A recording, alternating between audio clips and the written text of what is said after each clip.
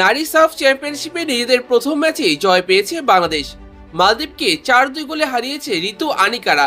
গত ম্যাচে ভারতের কাছে 11-0 গোলে বিধ্বস্ত হওয়া মালদ্বীপের বিরুদ্ধে বড় গোল ব্যবধানে জয় পাওয়ার প্রত্যাশা ছিল বাংলাদেশের, যদিও সেই প্রত্যাশা পূরণ হয়নি।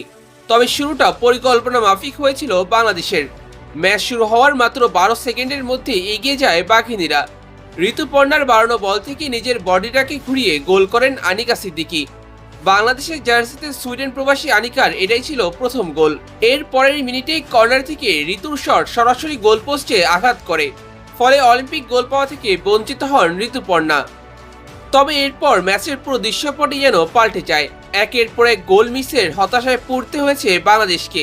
ম্যাচ জুড়ে 67% বল পজিশন ধরে রাখার পরেও বাংলাদেশ গোল পাচ্ছিল না ফিনিশিংয়ের ব্যর্থতার ফলে। তবে ম্যাচের 32 মিনিটে মালদ্বীপের বাসপার্কিং ডিফেন্স ভেদ করে লিড দ্বিগুণ করেন ওমেলা মার্মা। এরপর ম্যাচের 42 মিনিটে দূরপাল্লার শটে গোল করেন মালদ্বীপের নূর। বাংলাদেশের হাইলাইন ডিফেন্স মেনটেন করতে গোল পোস্ট থেকে কিছুটা সামনে ছিল মিলি আক্তার। সেই সুযোগটাই কাজে লাগিয়েছে মালদ্বীপের এই ফরওয়ার্ড। দূরপাল্লার শটে তিনি লক্ষ্যভেদ করেন। এরপর ম্যাচের 36 মিনিটে আফিতা খন্দকারের শট আটকান মালদ্বীপের গোলরক্ষক।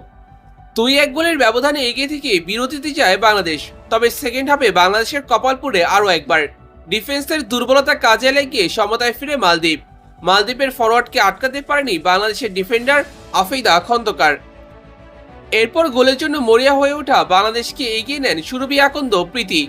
62 মিনিটে ঋতুপর্ণার ক্রস তালুবন্দি করতে ব্যর্থ হন মালদ্বীপের গোলরক্ষক।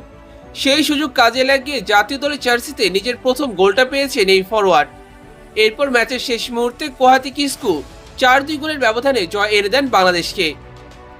এই ম্যাচে বাংলাদেশের 4টি গোলেই সরাসরি অবদান রেখেছিলেন ঋতুপর্ণা চাকমা। তবে ইনজুরির জন্য এই ম্যাচ মিস করা মনিকা চাকমাকে মিস করেছে বাংলাদেশ দল। এই ম্যাচে বাংলাদেশের পারফরমেন্স মোটেও আশানুরূপ হয়নি। ফুটবলারদের অনেক বেশি ক্লান্ত মনে হয়েছে। একের পর এক মিস পাস, বলের কন্ট্রোল নিতে না পারা, উইং থেকে উদ্দেশ্যহীন ক্রস এবং বাজে ফিনিশিং, সব মিলে বাংলাদেশের প্রথম ম্যাচের পারফরমেন্স ছিল হতাশজনক। তবে ম্যাচের পর হেড কোচ পিটার বাটলার বলেছেন, মেয়েরা ভালো করেছে, আমরা জয় পেয়েছি। যদিও একাধিক গোলের চান্স ক্রিয়েট করে গোল করতে না পারাটা হতাশার, না হলে ব্যবধান বড় হতে পারত। তবে মেয়েদের পারফরমেন্স খারাপ ছিল না। এই জয়ের ফলে বাংলাদেশ এক ম্যাচ হাতে রেখেই সেমিফাইনাল নিশ্চিত করেছে।